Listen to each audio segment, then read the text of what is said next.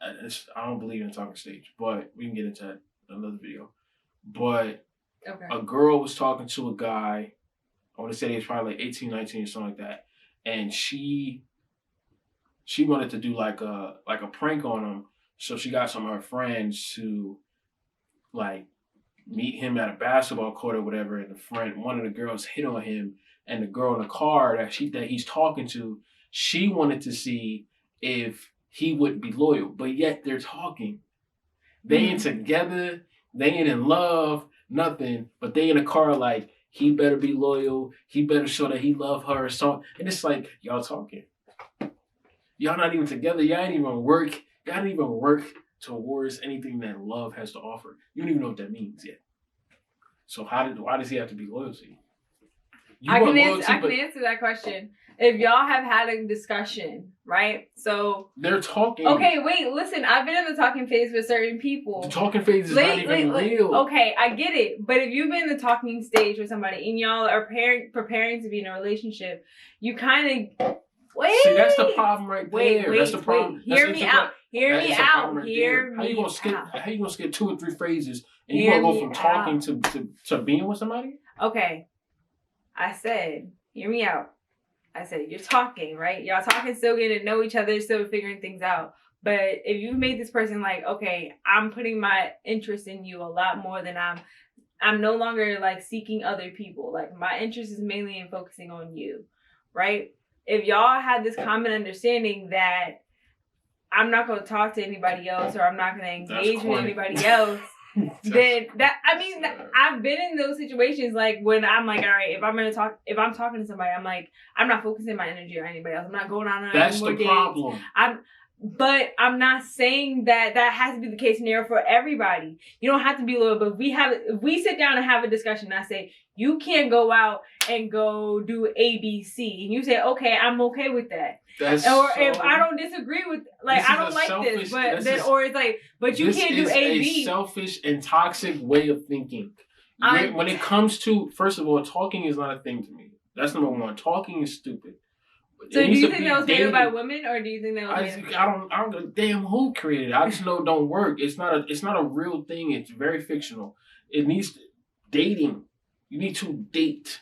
And when you're dating people, you need to date multiple people. You can't just date one person and think you're going to find everything in that one person. Because like I've told you before, I don't believe that there's one soulmate. I believe that you have multiple soulmates, whether they be people that you marry, there's people that you meet, people that are there for reasons or people that's there for seasons. You're not supposed to be only dating one person and only stay with that person. Unless you exclusively dating that person specifically. Like, where I done throw you on the gram. I done told my parents about you. You done met all my friends. People know we in love. That's different. If you dating exclusively and that's your person, that's different. But if you dating just to figure out who that person is and if you can see yourself with them, you need to take your ass and date a few more people so you can see if that's really the person you want to be with, because you might be going on dates with this person over here. You might be going on dates with person A, and you might be going on dates with person B. And person A might have something that person B doesn't have, and vice versa. But person B has a little bit more of what you need. So you trying to balance that out. You balance it out, and you realize I'm not made to be with person A, so I'm gonna go over here with person B because I feel like I would enjoy myself or be able to really prosper in that relationship. But if you just hold on to person A because you like, oh, we had a discussion, so I'm only gonna put my eggs in this basket, but yeah, we ain't married, we ain't exclusive, we ain't nothing. I barely know your favorite color. That's stupid. That doesn't happen. Stupid. It doesn't happen just automatically. It happens all the time. No. Okay. Relationships are dumb toxic now. People done normalize toxicity because of stuff like that. People have normalized toxicity, yo. That's why our relationships don't work, because people normalize toxicity. And you can't tell me that's false, because that's a fact. That's a fact. The reason why a lot of our relationships in our community do not work is because of toxicity. People normalized it. People have normalized it. That's why they don't work. I know I'm right. You're not wrong at all. I never said that you were wrong on that one. That I will 100% agree with. What I was trying to say is that, okay, say if I meet person A, right?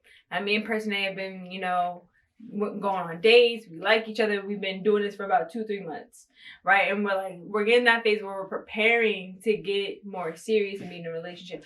I'll consider that more of the serious dating, like, or what people prefer to say talking. So how long? Wait. So how many days you gonna go on before you all get to a point where it's like, all right, let's talk about being exclusive? How many days is that? Because that's different for everybody. But I have an actual number that I believe is correct. But let me hear, because if you say 3, then I know you ain't. I don't think it's 3. It's definitely more than 5, more than 6. And if you want to think a time frame, it's definitely more than a few months. Oh no, okay. Maybe a month or 2. Like for me, I'm gonna go off Steve Harvey's. He said it takes people that are like married or people that are in long-term relationships. It takes them like almost 169 days to 180 days to know if they seriously want to be like with this person long-term. So for me, I'm gonna cut that half and say for me to know that I want to be with you in a relationship, it would take me about 90 days. And so how many dates we go on within those 90 days would determine if I can see myself in a relationship with you. Okay.